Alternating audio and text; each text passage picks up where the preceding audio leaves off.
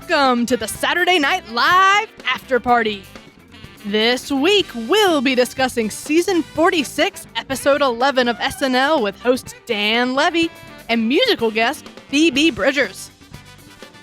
I'm Katherine Coleman, and I'm joined this week by John Murray and Lanny Harms. You can follow Lanny on Instagram at Lanny Harms. And if you'd like to connect with us, you can do so at snlpodcast.com. Enjoy these selected highlights from this week's discussion. And if you'd like to watch our full-length, ad-free sketch-by-sketch review, you can find it exclusively on Patreon and Subscribestar/SNL Podcast. It's our supporters who make this show possible, and we are so thankful to everyone who's already come on board. All right, here we go.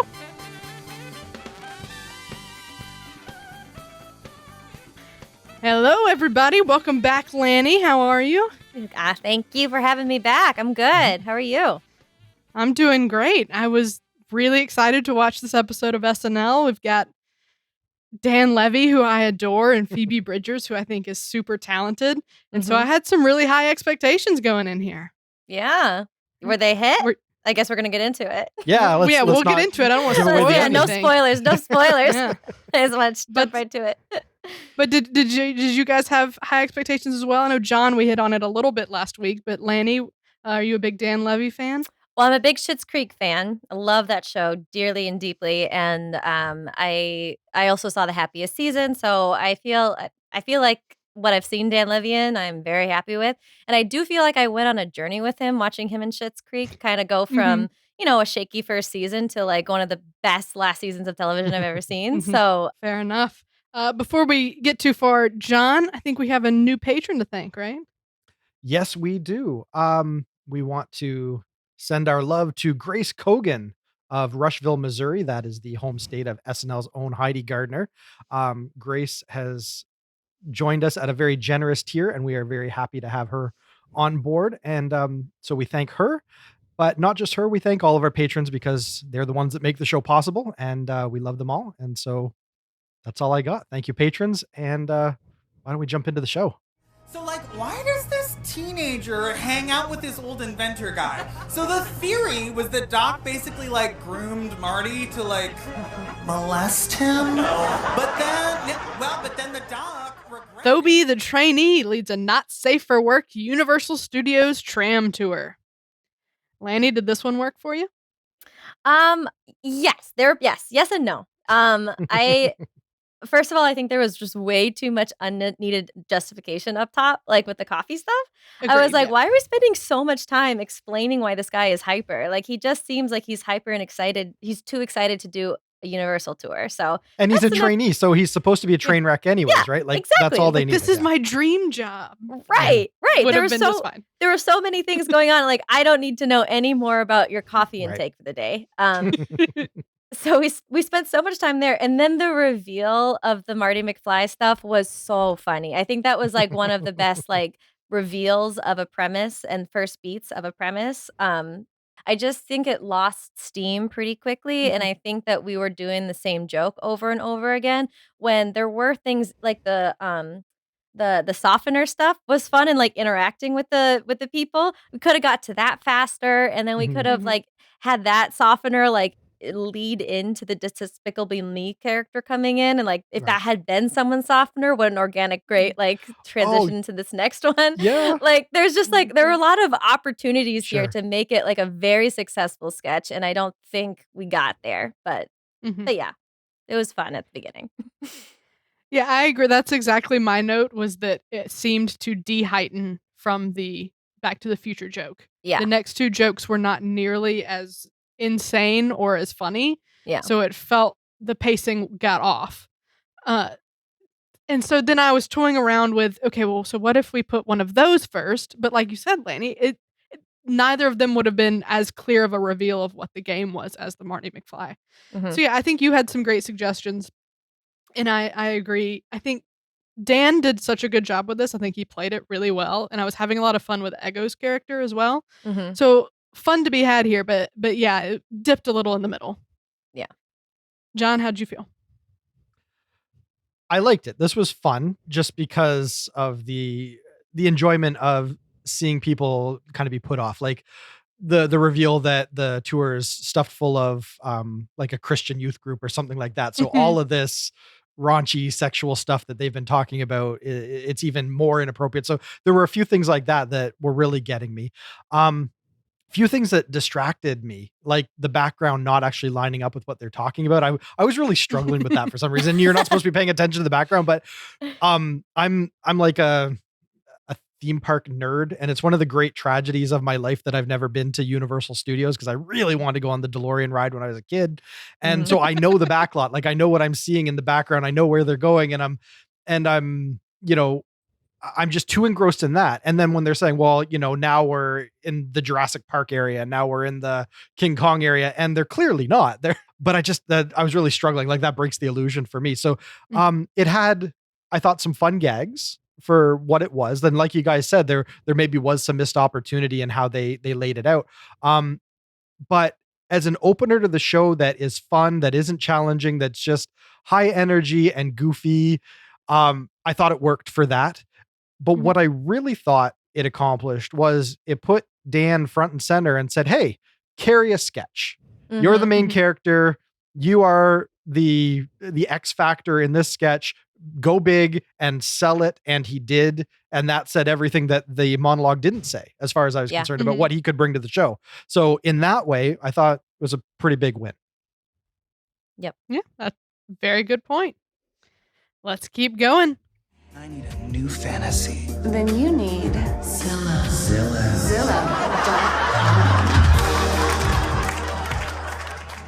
So, Lanny, what one about this one? Look, I love this. I just love it. Maybe it hit real close to home for me. As New Yorkers, I think we're a little bit more primed to real estate porn. It may be, yeah. Whatever. I don't know what it is. I don't know if it's being a New Yorker, if it's like being cooped up in my house for a year or my apartment for a year. And so looking at houses on Zillow is a huge pastime for me. But yeah, it was so relatable. Like that whole thing, like I was just like, oh God, this is too real. And then I thought the mapping onto a like sexual commercial, like a phone sex commercial, was so spot on. Like this was just like textbook, just perfect. And it also was like like I don't always love textbook perfect sketches because I think they can be boring, but this one particularly for me, just personally, hit very close to home. And I also have talked to many friends who also have been having a lot of Zillow time lately and Street Easy and all that. So I think this struck a chord at the perfect time. So call me biased, but I loved this so much. Yeah, I ate this up too. And you hit the same 2 points I was going to make again. The accuracy of this, and honestly, the audacity to call me out like this. Yeah. How dare you? It spoke to me on such a personal level. Like I literally was looking at $1 million apartment the other day and I was like, I'm going to tour it. And I messaged the guy and then he emailed me back and I was like, I don't want to go tour this. Like it was just so painfully accurate. I loved it. Like you said, they mapped it really well. I can't say anything that Lanny didn't hit. So John, what'd you think? Yeah, it's scandalous how many hours my wife and I spend looking at aspirational real estate listings, and all the more so in the midst of COVID, because I'm sure it's not a New York thing, but for New Yorkers, I'm sure there's a lot of people that are like, well, I don't want to be in the city. If what are my other options? And they're kind of like living vicariously through what they could get, somewhere out in the state. Yeah, if I could just have one extra room between me and my husband, that would be great. So this is definitely striking a chord. It's really, I think, tapping into something that is a shared experience for a lot of people. And as I was watching, I was just thinking, how many times have I finished like putting the kids down to bed and come out to the living room? My wife's got real estate listings like up on our big TV because it's got like a web browser in it, so she can like do that kind of stuff on the big TV. And then I think of like how many hours of mindless scrolling through listings we then end up doing, just chatting about, oh, I like the crown molding and whatnot. And then I think about, wait a minute, how many hours? What else could we have been doing? And then it hits me, late 30s, It's the truth of this is just, yeah, it someone was pulling from a very true place, and I connected with it, and I thought it was fantastic. Like you said, Lanny, a perfect mashup, um, to map it into the whole phone sex thing. Mhm. Yeah, so no need to, I guess, reiterate all that, but yeah, this was great. This was so much fun, and Mm. always well produced with their pre-tapes. Mhm. Mhm. Yep. And what was This that was a joke that was like there's a kitchen in the guest house? Like, Mm. oh, oh my god. Oh, but the Yeah. property taxes. Yeah, no, it's yeah, so titillating. great. Ugh. Yeah, the couple beats that I specifically want to call out were when he said, "I would never live in North Carolina," but that was Mhm. amazing. And then when I think it was Bowen just sliding the slider up for Right. like what the max search Yeah. was. Those were two All moments that were sensually, yes. big wins. Mhm. Ugh, so It was perfect. good. It was good. Congrats to the writer, congrats to the cast, congrats to the producers. So Well, let's we call might him as out. well, It because was that's Anna Dresden and Streeter and Mikey, right? directed by Paul Yeah. Bacranti, who we've Yeah, been that- talking it- about a it- lot. it- this season. Bravo. It felt like there was some Anna Dresden in that. That very much Mhm. feels like something that she would Oh, yeah. enjoy, finding some gags for. Yeah, that big first, like, I think, unqualified win of the night. Mhm.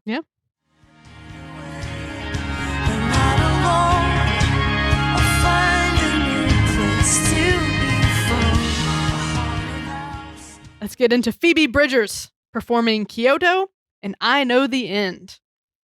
Lanny, do you like Phoebe Bridgers? Was this your first exposure to her? This was actually my first exposure to her, and I know that she's, like, very popular right now, so I was excited to, like, get to know her, and, the first performance I thought was cool, like, to get to understand her image and her voice and, like, just her vibe, I guess, but the second performance was really impressive to me, like, when it flips into, like, her, like, doing the metal voice and then the guitar solo, Key like change. Yeah. yeah, I was like, "Oh my god, this is not what I was expecting, and this you are someone." I thought I do really love, like, pop stars and, musicians and, like, the whole image that they put out, and I thought I was understanding who she was, and I just get so delighted to be surprised by people, and then afterwards, I went and looked at all the music videos that she put out in the last, like, couple of months, and I was like, "Oh my god, she's, like, so fresh." She is so, Mhm. like I don't know, like, I don't know enough about her, so because I literally just, like, would dive deep into it today, Mhm. but, I'm excited to see her journey because this was a cool debut. Yeah, I really like Phoebe Bridgers. I think she has such a unique voice that I really love, and she is a amazingly talented songwriter. Mhm. Like that is where she really shines is in the lyrics. These performances weren't, especially exciting, but I knew not to necessarily expect that going in, so I was fine with it. With the exception of the second half of the second song. Mhm. The But yeah, everything was good. I'm not sold on the guitar smash, and I do suspect that John has a lot of thoughts on it. I do. Oh, I have a boy. few. Are you All right, hit officially us. throwing to me? Are you done? Yes, with go for it. Um. So my hot take is, I think Phoebe Bridgers succeeds where Machine Gun Kelly failed last week. There's something Okay. very familiar about her sound. Like this, she's not breaking a Mhm. whole lot of new ground, especially with that first song. I've heard this sound before, growing up. There's a strain of indie rock that this is very true to. And Mhm. so in much the same way that Machine Gun Kelly was pulling in a lot of like California mid-90s punk stuff into his stuff, she's definitely drawing on things that are familiar to me that I like. So that helps right out of the gate.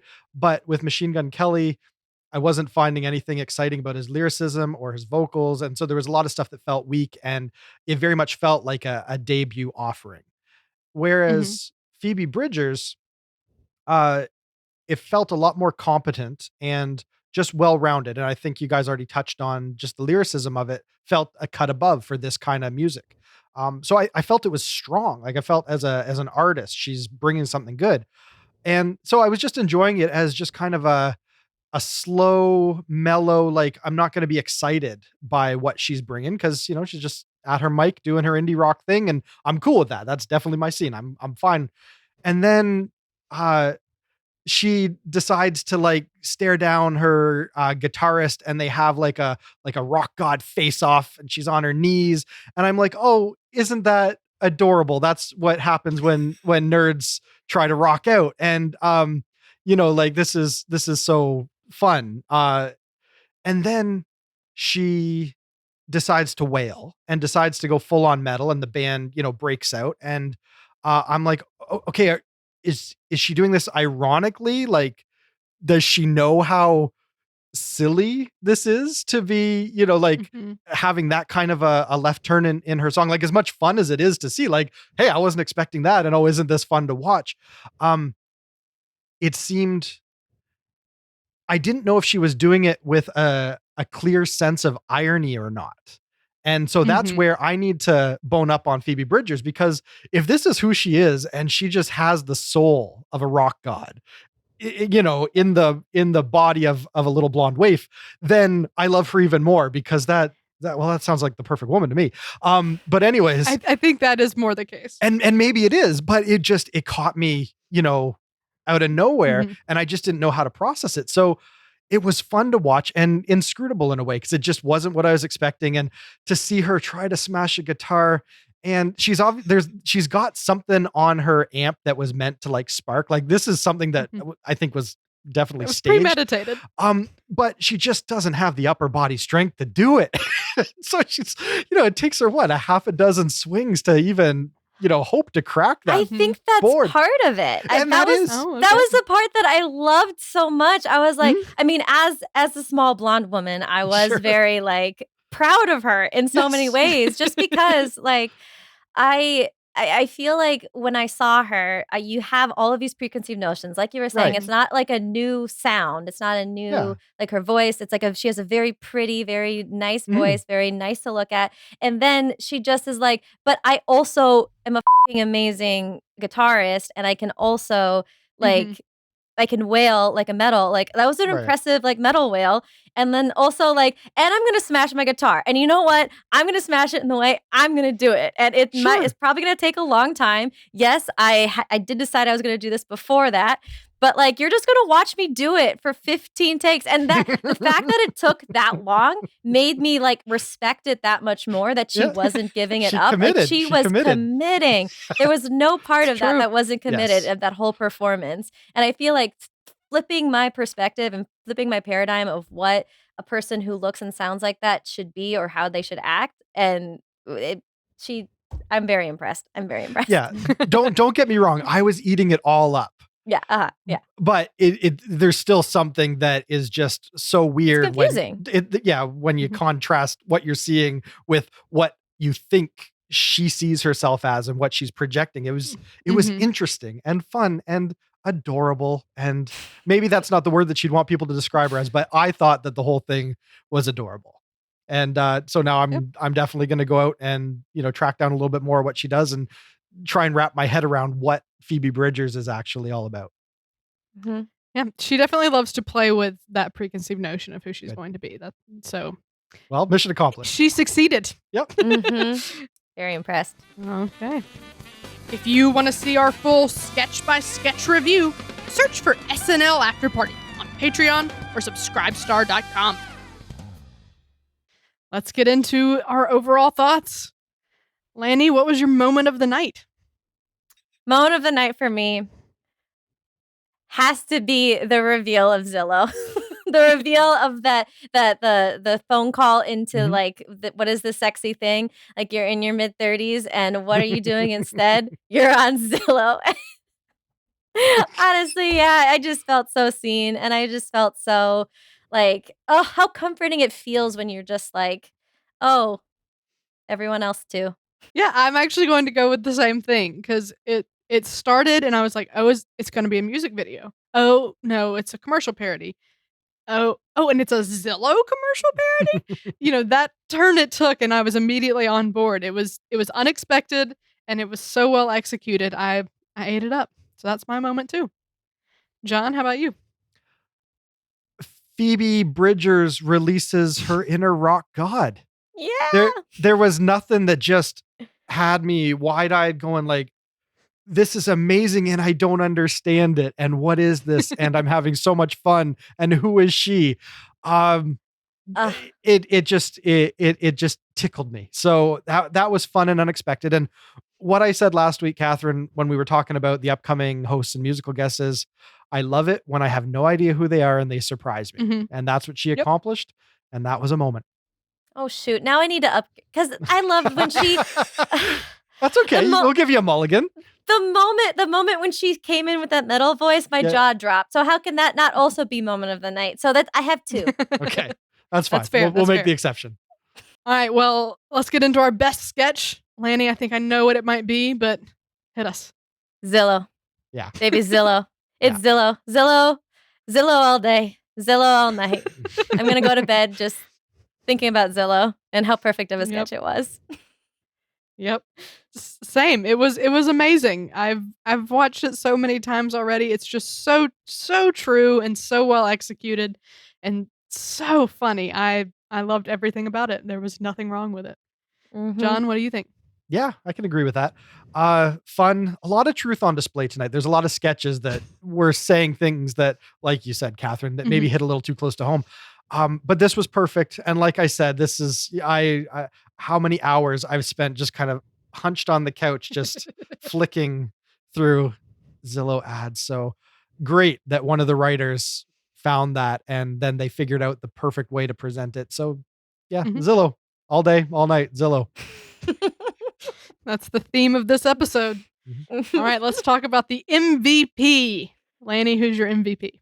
My MVP, it's got to be Keenan. I think he really, especially in the sketches that for me were very lukewarm, were entertaining because Keenan was in it. Especially the singing bartenders, and then also the Universal Studios tour. Those are both ones that got hiccupy and weren't so strong, but him being there and giving those reactions just really, really gave it some glue. And it's gotta be Keenan, I think. Yeah, it's almost like Keenan's been doing sketch comedy his whole life or something. Can you? Yeah. Maybe we should tell him it's amazing. Yeah. I think that's a good pick. I was torn between Bowen, Keenan, and Dan, and I'm having a hard time even now deciding where to land. Bowen wasn't in a ton of stuff, but when he was, he did a fabulous job. Keenan, I think, obviously Keenan's insanely talented and he carries a lot of sketches. And good old Dan, I love Dan. And he did a great job and I'm so happy for him. So yeah, I'm gonna give it to Dan. Why not? He's here. I'm so glad he's here. I thought he did a fabulous job in the Universal tour. Like you said, John, he started off, they gave him a sketch right off the bat that said, prove that you can be here, and he did it. Yeah.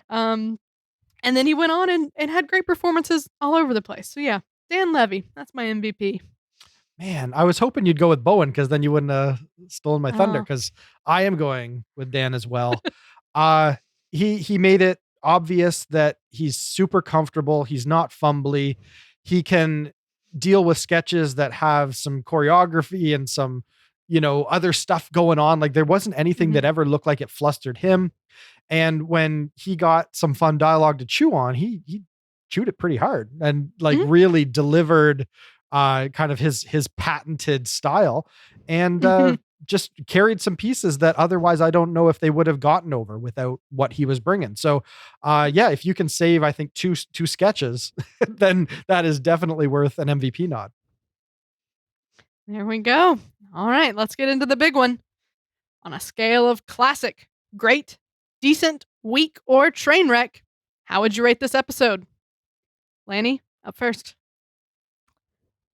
I don't feel I have the authority to call anything a classic quite yet, so I'm gonna go with great, just because this was really, really good. I think you really got to be shooting for the moon to get classic, but like all around, this was a very solid night. I was like so delighted and surprised many times. And I feel like when I watch SNL, it tends to be like one that really hits, and then you're happy, or for two. But I felt like there was like multiple that were like really hitting, and like Weekend Update being so strong, and then the two pre-tapes being like so strong, like almost perfect. Yeah, and then because then the other ones that were live were still really fun because they were really great performances too. So, yeah. Second week in a row, I toyed with giving it a classic. There's a lot of hype for Dan Levy. A lot of people were hoping this was going to happen this season. People really excited to see him host. So that's already given it a boost towards like an episode that's really capturing a moment that people are excited about. And we had some great stuff. Nothing fell flat. There was nothing that I did not like. But I don't think there were enough purely unqualified wins to give it the classic, because there were a few that were they were good, they were fun, I liked them, but not super thrilled. But it is about as close to a classic as you can get, almost. We had a great musical guest. You're doing quite the tap dance here. Fantastic update. I know, I do this so well. She's doing it behind the bar, so I can't see it. Yeah, tons of great stuff, but just not quite enough Zillows in there to get it fully into classic, but very solid, great episode. John, where are you going to land? Last week, I thought they delivered a solid episode. Like, I thought, you know what? There's a lot that feels right about what they're doing right now. And if they could iron out a few other spots, then I think we're getting into great territory. Weekend Update was one of them. And I feel like this week was an improvement. So that was about all I needed them to up their game on last week for me to feel like we are really, getting into some strong stuff. So this week, I'm in agreement with what you guys said about the sketch fair overall, that we had some really high highs, and even, the worst of it was just kind of middling. Like, there wasn't anything that was really putting me off, but to just be the little bit of icing on the cake, we had a musical act that I was really charmed by, whereas last week I wasn't. And we had a solid Weekend Update. So you put those two pieces in, and I think you've got a solid, great episode. And I think when they trim it down for the 10 o'clock reruns, they're going to have a pretty perfect hour of comedy. So great. Very good. So we're all really loving it. Great, strong episode. Great host. I hope we see Dan Levy back. I hope he stays in the spotlight and has a fantastic career ahead of him. And yeah, very solid episode. Second that. Yeah. Now, Lanny, speaking of good work, where can we see your stuff? Do you have anything coming up? Yes, I do. So my sketch team, After School Snack, has a show on Twitch on the Squirrel NYC Twitch page, and that's going to be March 3rd at 9:30 p.m. And then I'm also going to be a part of their Doomsday Commemoration Mega Show on March 13th with Sketch Cram, my show that we do a sketch show that we start writing in the morning, and we present the final sketches by the end of the night. And we're going to be finishing that marathon of shows that they have on March 13th on the same Squirrel NYC Twitch page. So check it out. Awesome. Yeah, I can say that I've enjoyed everything After School Snack has put out, and Sketch Cram is one of my favorite UCB shows ever. So definitely tune in. You're going to see some good stuff. Yeah, and that is the thing about the March 13th show. That is the 1-year anniversary of UCB shutting its doors because of COVID. So it's the Squirrel NYC is its own theater, but there's a lot of people who have done UCB there. So it's going to be, if you're part of those circles and we're a fan of UCB shows, it's going to be pretty cathartic for you, I think. So tune in. Fun. All right. Well, that's a wrap.